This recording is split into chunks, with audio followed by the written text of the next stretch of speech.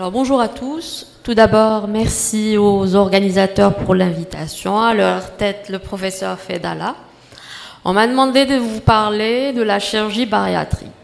Alors la chirurgie bariatrique, ce n'est pas une discipline qui est si récente que ça, puisqu'elle existe depuis 50 ans. Il en existe différentes procédures qu'on s'y perdrait. Du coup, quelle est la meilleure procédure ? Alors on commencera par un petit mot sur l'obésité elle-même. On dira que le 21e siècle est quand même frappé par deux grandes épidémies, qui sont le cancer et l'obésité, qui est définie avant tout comme une maladie chronique, complexe et multifactorielle. Il faut savoir que les derniers chiffres de l'OMS sont quand même alarmants, à savoir que quand même 16% de la population mondiale adulte est obèse. Alors, l'obésité va induire différentes comorbidités qui auront pour conséquence une stigmatisation, une altération de la qualité de vie, une réduction de l'espérance de vie, sans oublier le coût de cette dernière. Il faut savoir qu'aux États-Unis, 1/5 des dépenses de santé sont destinées à l'obésité. Et c'est clairement prouvé dans la littérature que la meilleure stratégie à long terme reste la chirurgie bariatrique. Initialement, c'était une chirurgie de réduction de poids, esthétique. Actuellement, on parle carrément de chirurgie métabolique. Alors, comment elle agit cette dernière ? Deux grands principes. Une chirurgie restrictive où on aura une réduction du volume du réservoir et de l'autre côté, une réduction de l'absorption des nutriments avec des procédures qui peuvent entraîner une chirurgie mixte, qui auront pour but en fait de réduire la sécrétion des hormones gastro-intestinales, avec une diminution des hormones de la satiété, une réduction des hormones de la faim. Ce qui va créer une atmosphère physiologique qui est propice à la perte de poids.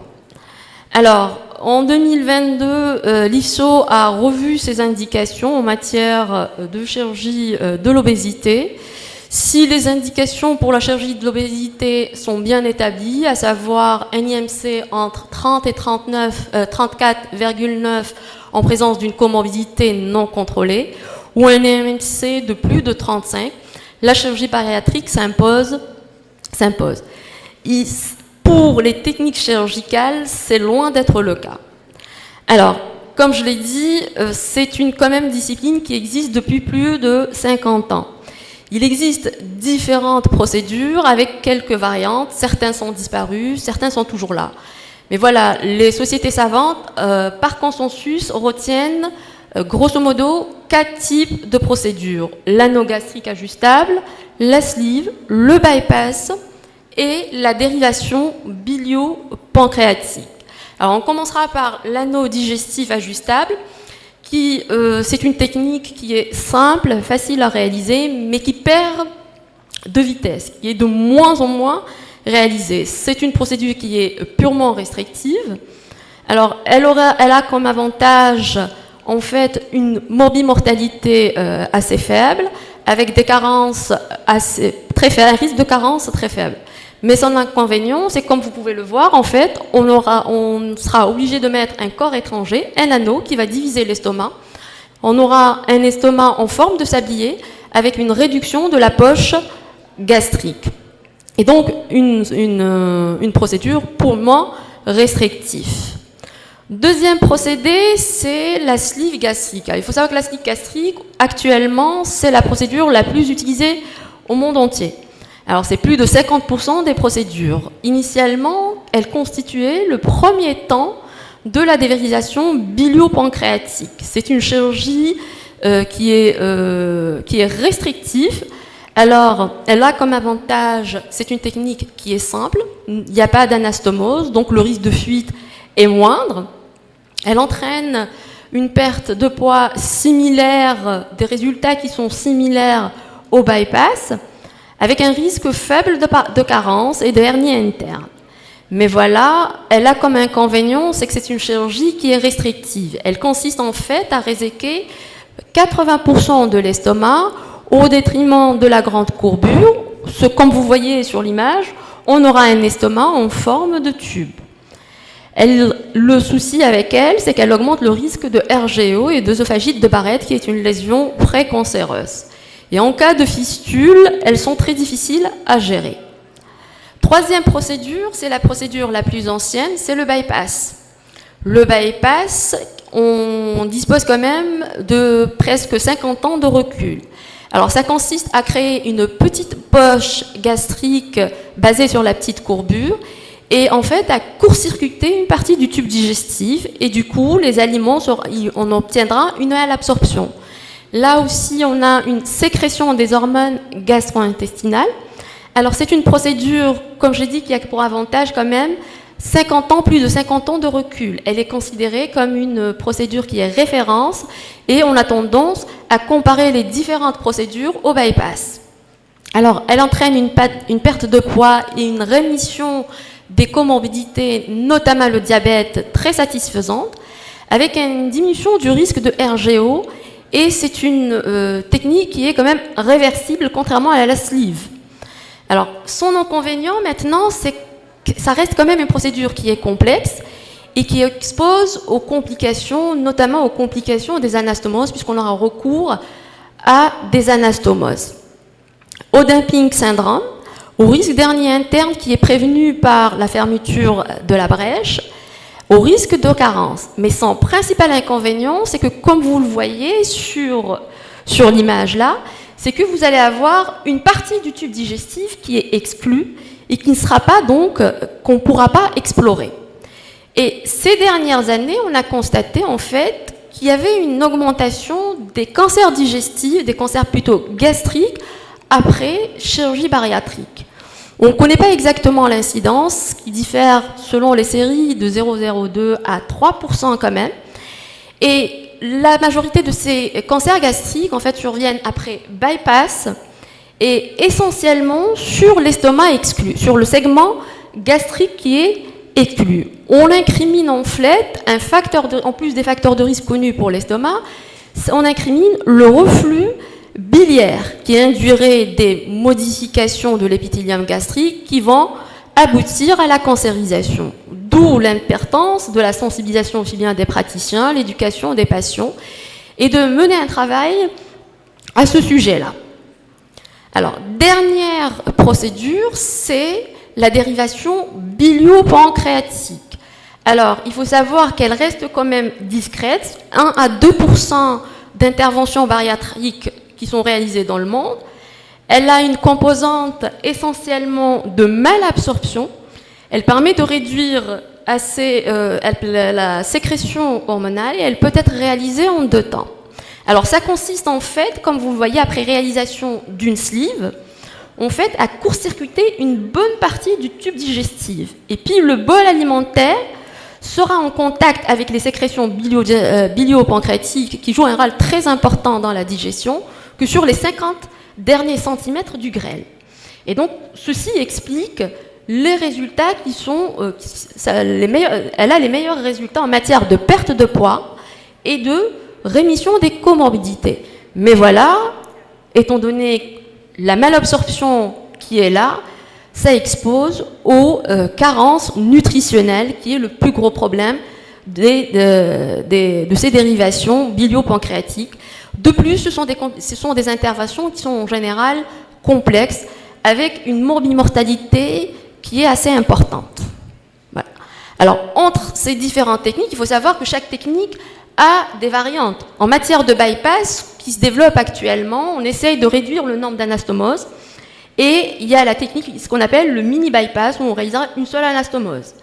En parallèle, également, dans la dérivation bilio-pancréatique, il y a la technique du SADI également, où on réalisera une seule anastomose afin de réduire le risque de fuite. Ça, ce sont 2 procédures qui sont nouvelles. Nous n'avons pas suffisamment de recul. Alors, si on devait comparer entre ces différentes procédures, si on prend les 4 procédures, là, c'est une méta-analyse, 116 études, plus de 24 000 patients. On va, en matière de perte de poids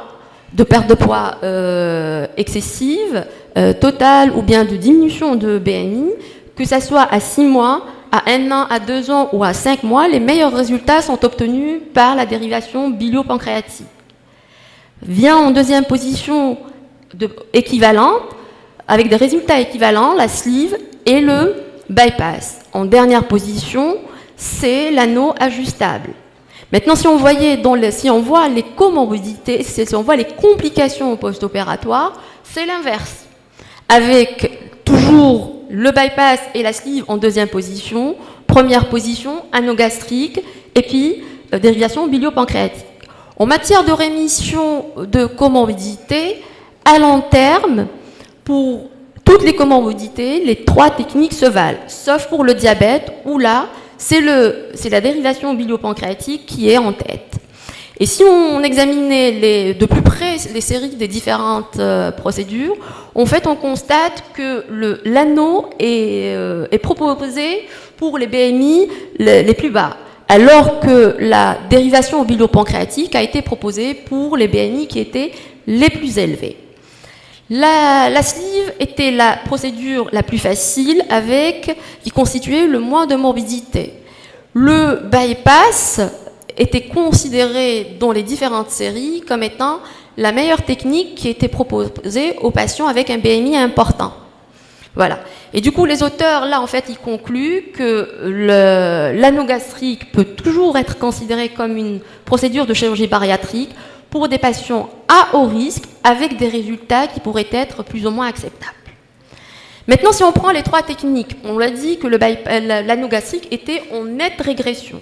Si on prend les 3 techniques entre bypass, sleeve et dérivation biliopancréatique, et là, on voit, ça c'est une étude rétrospective de 490 patients.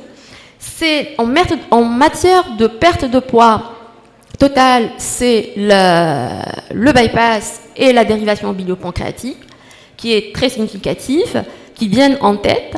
Alors, bon, en matière de BMI, c'est également le cas, mais ce n'est pas très significatif. En matière à long terme, après 10 ans, en matière de carence nutritionnelle, les 3 techniques se valent. Et en matière de rémission de diabète, là, la technique influence la rémission du diabète. Et il y a un léger avantage pour le bypass. Maintenant, lorsqu'on prend les obésités morbides avec un BMI très morbide, avec un BMI de plus de 50, là aussi en comparant les 3 techniques, une étude rétrospective, 534 patients, on voit bien que la perte de poids excessif et la perte de poids totale, ce qui vient en premier, la meilleure technique, reste la dérivation biliopancréatique. Le pic de perte de poids est obtenu à partir de 2 ans. Si on voyait maintenant les données péropératoires, la durée opératoire de la dérivation biliopancréatique est plus importante, alors que la sleeve est moins courte, et la durée opératoire est plus courte. Et on avait tendance en fait à proposer pour les malades à haut risque opératoire, des ASA3 et des ASA4, des sleeves. Pourquoi? Parce que c'est une procédure qui est facile et rapide. Quant aux pertes sanguines, elles sont équivalentes. Maintenant, en ce qui concerne les complications post-opératoires, et bien là, c'est la dérivation biliopancréatique, du fait de sa complexité, d'une procédure qui est complexe. Et on avait un risque de développer des complications post-opératoires 4,5 fois plus importantes que la sleeve. En matière de comorbidité, de rémission de comorbidité, si on voit à 6 mois, à moyen terme et à long terme, pour le diabète, les 3 techniques étaient équivalentes. Par contre, pour l'HTA, la dyslipidémie et le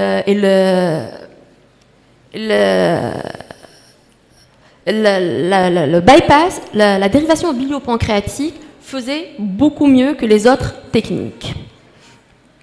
Et du coup, là, les auteurs, ils disent « Oui, d'accord, c'est la meilleure technique, mais il faudra peser le pour et les contre, vu les complications qu'elle induit. » Et la sleeve et le bypass ont pratiquement des résultats équivalents. Du coup, lorsqu'on compare ces 2 techniques, 2 méta-analyses à quelques années de différence, on voit pratiquement qu'on a les mêmes résultats en matière de perte de poids ou bien de comorbidité, avec un léger avantage pour le bypass gastrique. Alors, je l'ai dit tout à l'heure qu'en fait, il y a deux techniques, deux variantes du bypass et de la dérivation biliopancréatique qui se sont développées et gagnent de plus en plus de terrain, à savoir le SADI et le bypass, le mini-bypass ou le bypass en oméga. Là, lorsqu'on le compare au bypass traditionnel, c'est une méta-analyse regroupant 18 études, et bien, clairement, c'est le SADI qui donne le mieux de résultats en matière de perte de poids et en matière de réduction de BMI. Venant suivi par le mini-bypass et en dernier vient le bypass traditionnel. Maintenant, en matière de rémission de comorbidité, alors le SADI donne les meilleurs résultats pour le diabète. Le mini-bypass donnerait de meilleurs résultats selon cette méta-analyse pour la rémission de l'hypertension artérielle, alors que pour la dyslipidémie, c'est le bypass traditionnel. Pour les complications, précoces, post-opératoires précoces, le SADI donne le plus de complications post-opératoires précoces, alors que pour les complications tardives, c'est le bypass traditionnel. Et entre les deux, en fait, c'est une alternative entre les deux, c'est le mini-bypass. Alors, comment choisir une procédure? En fait, le choix d'une procédure est multifactoriel. Plusieurs facteurs entrent en compte. La difficulté technique, la comorbidité du patient et le risque à court terme et à long terme. L'efficacité de la procédure en matière de perte de poids, en matière de rémission des comorbidités. La préférence du patient, après tout, c'est l'acteur principal. Les préférences et les habitudes du chirurgien.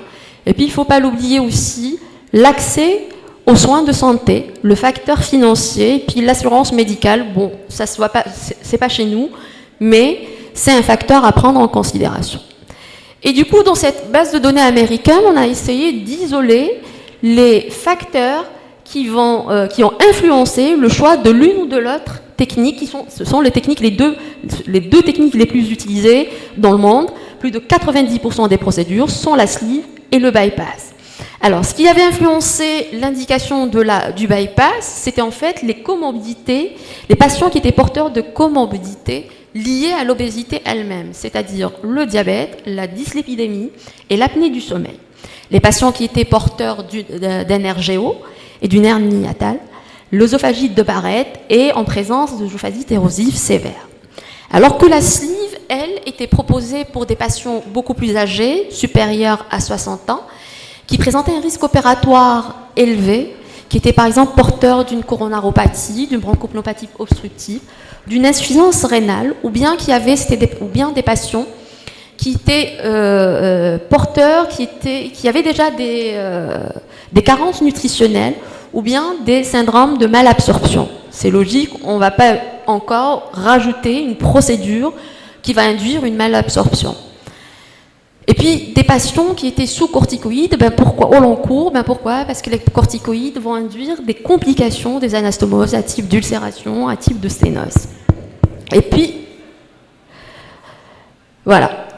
Et du coup, on terminera par dire qu'en fait, la meilleure procédure, il n'existe pas de meilleure procédure, le choix d'une technique est complexe et multifactoriel. La prise en charge est multidisciplinaire, elle ne peut se discuter que dans le cadre d'une RCP. Elle doit être personnalisée avec une chirurgie à la carte. Le meilleur rapport bénéfice-risque doit être pris en compte et puis il ne faut pas oublier le choix du patient. Voilà, je vous remercie.